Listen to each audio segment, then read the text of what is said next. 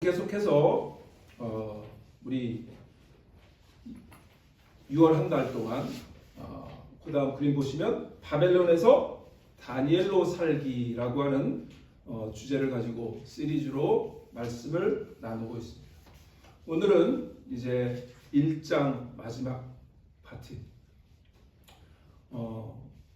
바벨론에서 다니엘로 살기. 오래전 이야기지만 사실은 계속해서 말씀을 나누는 중에 사실 이 땅이, 이 미국 땅이 바벨론과 다를 바 없음을 우리가 깨닫습니다. 바벨론은 물질 중심의 세상이고, 그리고 물질이, 그리고 성공이, 그리고 세상의 지식이 가장 그것을 인정해주는 그런 세상이었습니다. 오늘도 마찬가지. 우리의 물질이, 우리의 위치가, 우리의 지위가, 우리가 가진 지식이 인정받는 그런 시대에 우리가 살고 있는데, 과연 이 바벨론과 같은 이 땅에서 다니엘로 사는 것이 무엇인가를 우리가 함께 생각하며, 오늘은 짧은 5구절인데요. 그 구절 가운데 하나님께서 오늘 우리에게 주시는 말씀이 무엇인가 함께 은혜를 나누려고 합니다. 그래서 오늘의 말씀은, 제목은 바벨론에서 우뚝 선 하나님의 지혜. 우리 오늘 말씀을 함께 따라해 볼까요? 바벨론에서 우뚝 선 하나님의 지혜. 세 가지를 주목하세요. 바벨론에서 우뚝 선 하나님의 지혜. 이 땅에서 우뚝 선 하나님의 지혜. 그 말씀을 나누려고 합니다. 오늘 이 말씀을 나누기 전에 여러분에게 소개할 한 사람이 있는데, 이름은 아브리함 카이퍼라고 하는 사람이 있는데, 이 사람입니다. 이분은 1837년에 태어났고 1920년에 세상을 떠난 인물입니다. 아마 여러분 잘 모르실 거예요. 그런데 이분은 삶이 참 다양한 모습을 보였습니다. 한 가지 직업을 가진 분이 아니고, 그는 먼저 목사였습니다. 그리고 신학교에서 가르치는 신학교 교수였습니다. 그런데 동시에 신문사를 세운 언론인이었습니다. 그리고 또 대학교를 세운 교육자였습니다.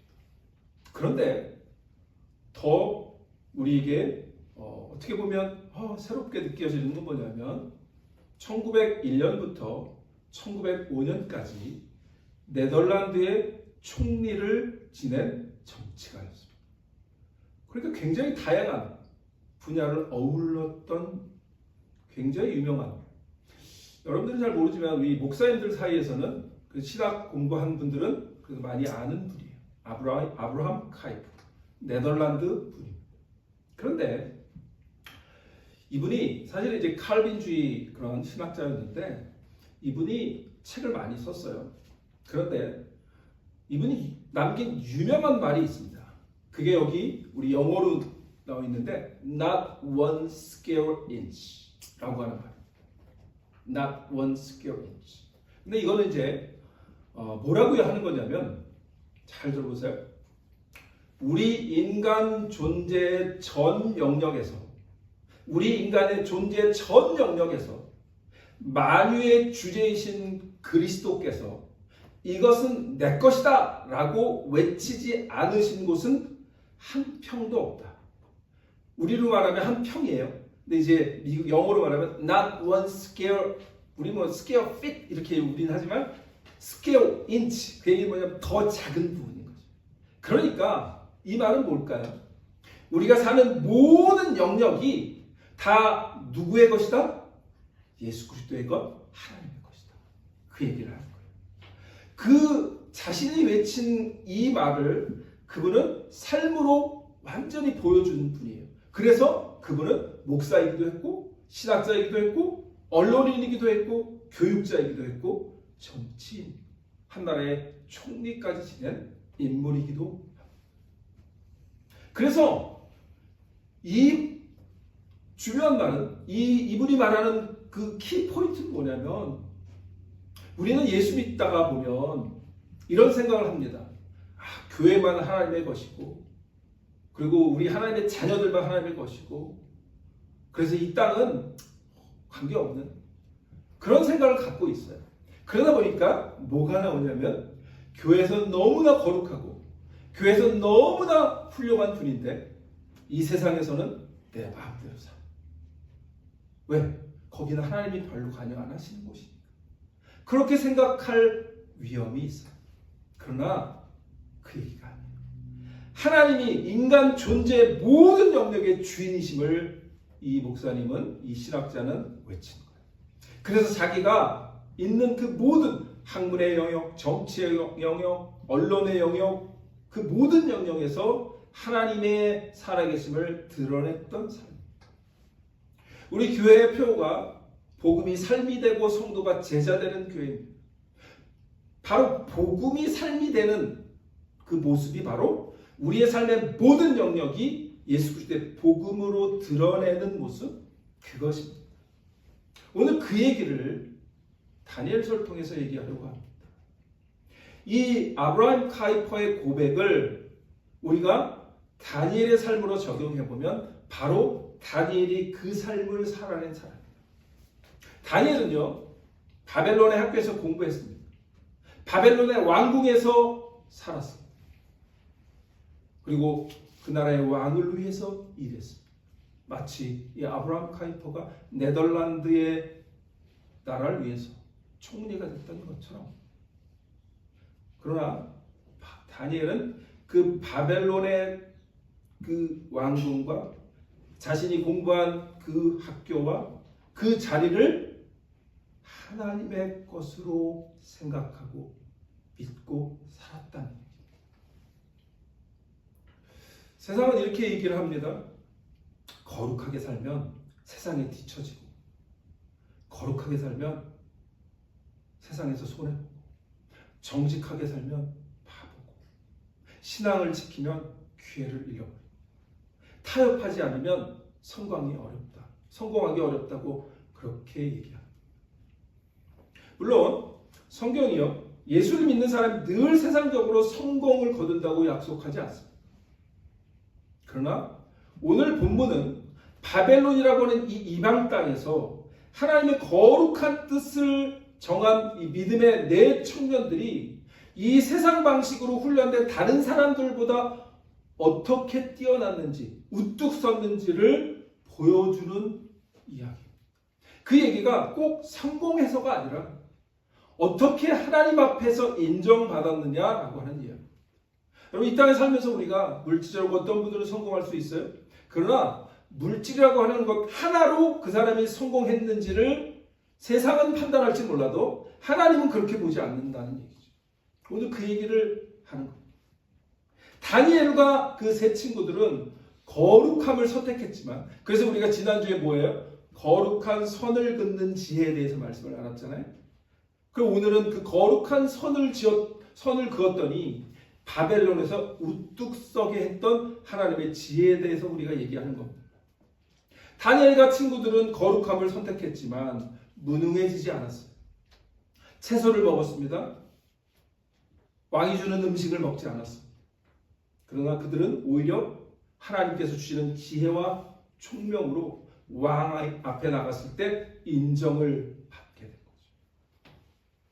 오늘은 이 말씀을 세 가지로 나누는데 이겁니다. 참 지혜는 어디에서 오는가? 지혜는 무엇을 위해 쓰이는가? 그리고 하나님의 사람의 마지막은 어떻게 되는가? 여러분 궁금하지 않으세요?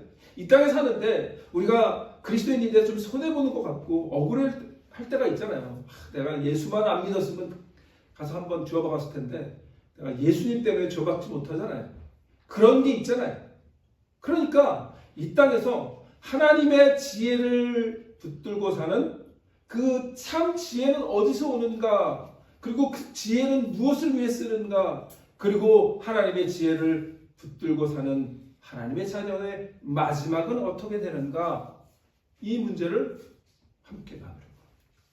첫 번째는 17절을 보면 하나님이 이 네 소년에게 학문을 주시고 모든 서적을 깨닫게 하시고 지혜를 주셨으니 이렇게 얘기합니다. 그래서 오늘 우리가 기억해야 할 첫 번째 진리는 이것입니다. 참 지혜는 세상이 아니라 하나님이 주신다고 하는 사실을 분명히 기억하시기를 바랍니다. 참 지혜는 세상이 주는 게 아닙니다. 하나님이 지혜의 근원입니다. 하나님이 주셨다라고 하는 것입니다. 그런데 우리 기억할 것 있어요? 그러면 이 세상에서 공부할 것도 없고 실력을 쌓을 것도 없습니까? 그렇지 않아요. 바벨론이 가르쳤지만 그 지혜를 주신 분은 하나님이셨다라고 하는 사실. 우리가 이 세상에서 공부하지만 이 세상에서 많은 어떤 지식들을 얻지만 그러나 그 모든 것들을 주시는 근원은 하나님이시다 라고 하는 믿음을 우리가 갖고 산다는 거예요. 이 시대의 바벨론 때에 이 다니엘과 세 청년들의 스승은 그 바벨론 사람이었을지는 몰라도 지혜의 근원은 하나님이셨다는 말이에요. 여기서 17절에 보면 뭐라고 합니까? 17절에 지식과 깨달음과 지혜 이런 말이 나오죠. 지식과 그러니까 모든 학문과 깨달음과 지혜라는 말이 나옵니다. 그럼 이 학문과 깨달음과 지혜라고 하는 말이 뭘까요? 그것은 그냥 이 세상의 정보를 많이 외우는 것이 아닙니다.